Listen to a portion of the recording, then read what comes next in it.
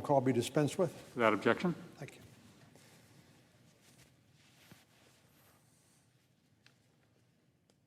Mr. President, in all honesty, sometimes it's hard to figure out exactly what the policy goals that the Biden administration is striving to achieve. Take the so-called COVID-19 relief bill that was signed into law just last month. Despite the fact that every pandemic relief bill that became law last year received broad bipartisan support, this bill did not. In fact, not a single Republican voted for it. The Biden administration is preparing to rinse and release this strategy with a new and misleading label, calling it infrastructure. But the reason why Republicans didn't vote for the COVID-19 relief bill, while we did for every single one last year, was because only about 10% of the bill was actually dedicated to the goal stated by the proponents. Only about 10% of the massive $1.9 trillion bill was related to the pandemic, and less than 1% was related to our vaccination efforts.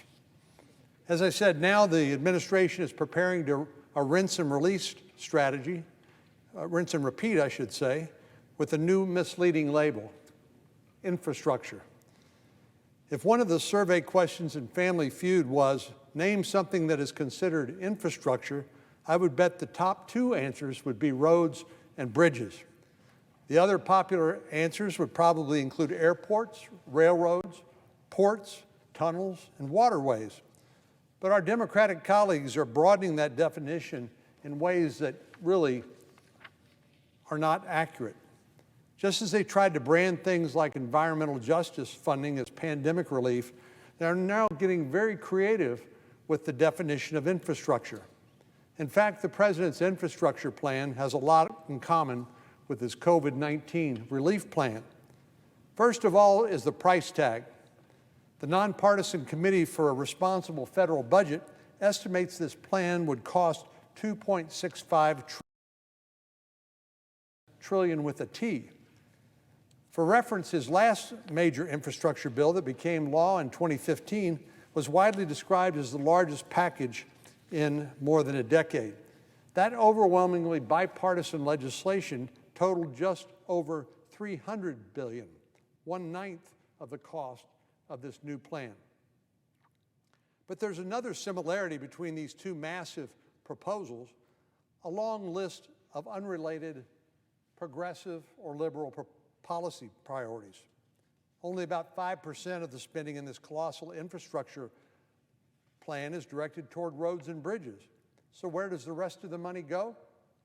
For starters, this proposal would provide $174 billion for electric vehicle chargers, far more money than would go for the roads and bridges Americans drive on every day. There are roughly 280 million cars on the road, the vast majority of which are internal combustion engine driven. Yet rather than provide for the vast majority of travelers, this would favor $174 billion for electric vehicle chargers. This proposal includes a whopping $400 billion to support caregiving for elderly and disabled Americans.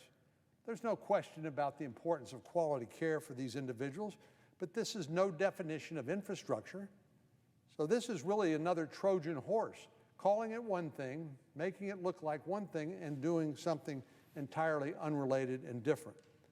There's $25 billion for government child care programs, $10 billion to create a civilian climate cop, whatever that is. Then there's the massive funding for sustainable buildings and private homes. This proposal would provide $213 billion to build or retrofit more than 2 million affordable and sustainable places to live. This is really just the Green New Deal 2.0. And right on cue come the unrealistic targets to lower emissions. Rather than research and development or innovation, this relies on taxation and regulation and unrealistic goals. This infrastructure plan calls for 100% of electricity to come from renewable sources by 2035. Well, to be clear, We're nowhere close to that target now, and the effort to get there would have a devastating impact on states all across the country, including mine. Last year, renewables accounted for only 20% of our total electricity generation. In Texas, we generate more electricity from wind turbines than any other source in the country. But yet, last year alone, renewables of all kinds, solar, wind, biomass, you name it, accounted for less than 20%. Natural gas accounts for more than double that. Well, we experience what happens when these unrealistic pie-in-the-sky goals are set. We had a 120-year weather event, the so-called polar vortex in Texas. This long, sustained period of sub-zero freezing that may be more common in Massachusetts than it is in Texas. Matter of fact, like I said, it's a 120-year weather event. What we found out was the severe weather affected wind turbines, which effectively froze up. Snow and ice covered the solar panels, and even natural gas went offline because the electric pumps that compress the natural gas to put it into the pipelines, those failed as well. About the only reliable fuel source during that period of time was nuclear power, which represents a fraction of our total energy needs. Well, I'm a proud supporter of renewable energy sources, as well as a broader effort to reduce emissions. There's no question about that. Just last week, I joined folks from the North American Development Bank and their public and private partners to announce a new solar farm in Webb County, Laredo, Texas. But there's a big difference between supporting renewables and what the Biden administration is trying to do with this unrealistic and pie-in-the-sky target. At the start of the pandemic, we got a small taste of the real-world impact of the shift from oil and gas and what that would look like. When the pandemic hit, the need for Texas's greatest natural resource plummeted. Demand dropped precipitously as people stayed home and quit driving. With fewer cars and planes on the road and sky, oil and gas producers were left with a high supply and low demand. And that's when the layoffs began. Last fall, a report by Deloitte found that between March and August of 2020, about 107,000 oil and gas workers were laid off. To be clear, this doesn't include the countless workers who had their pay cut or were temporarily furloughed.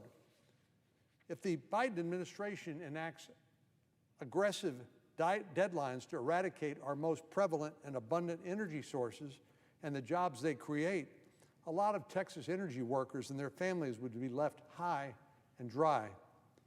But the bad news doesn't stop there. The list of unrelated and downright damaging provisions in this bill is a long one. The big question with any legislation, especially something of this size, is how are you going to pay for it? In the past, the vast majority of infrastructure funding has come from the Highway Trust Fund, but for years it's faced serious shortfalls. To a serious degree, Texans have footed the bill for those shortfalls. In fact, we're one of the few states that receives less than it contributes to the Highway Trust Fund. We're a so-called donor state. But rather than address the solvency of the trust fund and the inequitable burden put on donor states before the authorization expires at the end of September, the administration has completely ignored the issue altogether. The president's infrastructure plan doesn't even draw on the Highway Trust Fund. So in order to pay for this sweeping liberal wish list, President Biden has proposed the largest set of tax hikes in more than half a century. By increasing the business tax rate from 21 to 28%, we'd see an increase in revenue in the short term, but serious long-term economic harm. The tax burden on American companies would be greater than that of our biggest trading partners, as well as our competitors, and would have far-reaching consequences on our competitiveness and our economy and jobs for hard-working American families. After all, we know the cost of these tax hikes won't be reflected in lower earnings for CEOs. The brunt would be borne by consumers who pay higher prices, workers who earn lower wages, and let's not forget those whose jobs would disappear entirely. A study by the National Association of Manufacturers found this proposal would put 1 million people out of work in the United States in the next 2 years. 1 million people out of work, just as we are beginning to come out of the pandemic, having been vaccinated and taking care for both our health and the health of others, and now opening up our economy. This would be the reward for the American people. 1 million Americans out of work as a result of this misguided policy. This legislation is not about improving America's roads and bridges. It's another partisan wish list under the guise of something that has traditionally enjoyed bipartisan support. Despite what some people think, the American people, I believe, are smart enough to see through this bill for what it is, an unaffordable, unwanted liberal wish list. The federal deficit is at its highest since World War II. This is not a time to go on another spending spree using borrowed money from future generations. This is a time to craft smart policies that achieve the needs of our country without driving the next generation deeper and deeper into debt.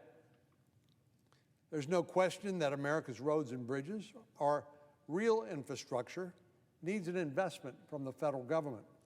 But we can update that infrastructure for far less than $2.65 trillion. Last Congress, the Environment and Public Works Committee developed a truly bipartisan example of an infrastructure bill. It included provisions for rebuilding our crumbling roads and bridges to improve road safety, protect the environment, and grow the economy. The bill was so popular, in fact, that it passed the committee unanimously. And what was the price tag on that bill? Well, just over 10% of the cost of the president's current proposal. It would have authorized $287 billion over 5 years. That's $100 billion less than what Democrats propose spending on caregiving alone. A bipartisan bill to rebuild our crumbling roads and bridges is possible. We've done it before, and we can do it again. But our Democratic colleagues are going to have trouble getting not only Republicans, but many members of their own party on board if they continue to push this sort of unrealistic, economy-harming sort of plan.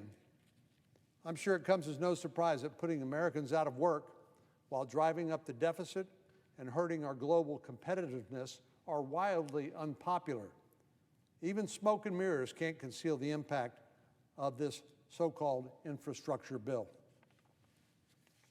Mr. President, I yield the floor, and I note the absence of a quorum.